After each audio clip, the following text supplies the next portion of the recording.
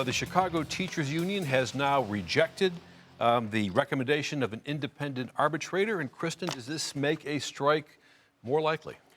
I mean, Karen Lewis, the CTU president, has been very firebrand about it.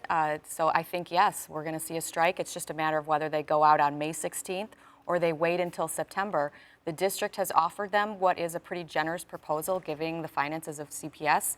The independent arbitrator upheld that proposal for salaries and wage changes, and the CTU is not happy with it. So, and you raised the prospect of a strike as early as May. And Rob, would that just create havoc in Chicago so close to the end of the school year? Well, I think it's definitely a very, very difficult time for Chicago and the Chicago public schools. And we all know about the financial deficit, but I think it's also important to keep in mind the deficit of confidence that people have in the district. You know, we had these massive school closings.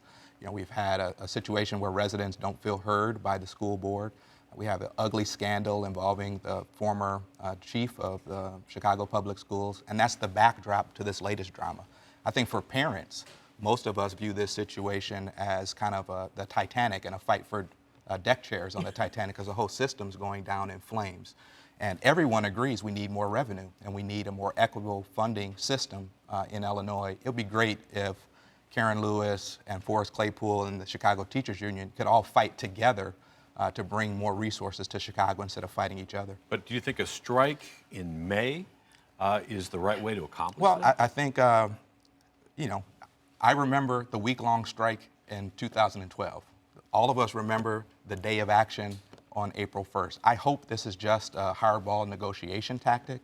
You know, but I think as a parent, we're all prepared for what could happen this school year or beginning next school year. And speaking of hardballs, Lisa, Karen Lewis, the Teachers Union president, has delivered a hardball right at the governor, accusing him of actually being a terrorist, calling him an ISIS recruit. Is that kind of rhetoric over the top? Yes. I think that type of rhetoric is, especially with the seriousness of what we're dealing with ISIL and what's going on, and our president in, you know, in the Middle East, dealing with what's going on with Saudi Arabia and Iran and Iraq. I think it was a little bit over the top. I think it was poignant. I think she feels passionate, and she feels like this teachers union is being held by a terrorist, that there is this logger jam that's not moved. It's not moved since last June, and you know, maybe you need to throw a bomb, so to speak, in the middle of it. But given the seriousness of what ISIL is doing, I think it was a little over the top. Kristen, this tactic of Lewis going after Rauner in this way, what's the strategy behind it, you suppose? You know, Karen Lewis is just an interesting person. She used to be a stand-up comic.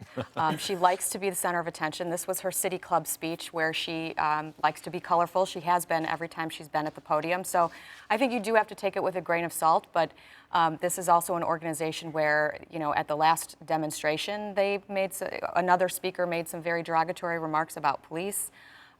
So I think, you know, riding on the edge of what is actually appropriate is kind of her spot. That's what she likes to do. Is it helpful? No.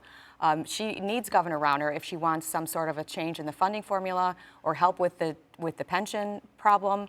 And I think comparing him to an organization that puts suicide vests on children is over the top and should not be tolerated. And the question is it helpful to her cause when she has to win over the opinion of parents and others in the city? Well, I think she accomplished what she set out to do, which is we're talking about it today. And we have a system in Illinois where per pupil spending in some districts is $30,000 per student, and in other districts it's only $6,000 per student. So we have an equitable funding system that needs to change, and I think... But is this the way to... Well, I'm not a member of the Chicago Teachers Union, but I think she's garnered a lot of attention because of those remarks.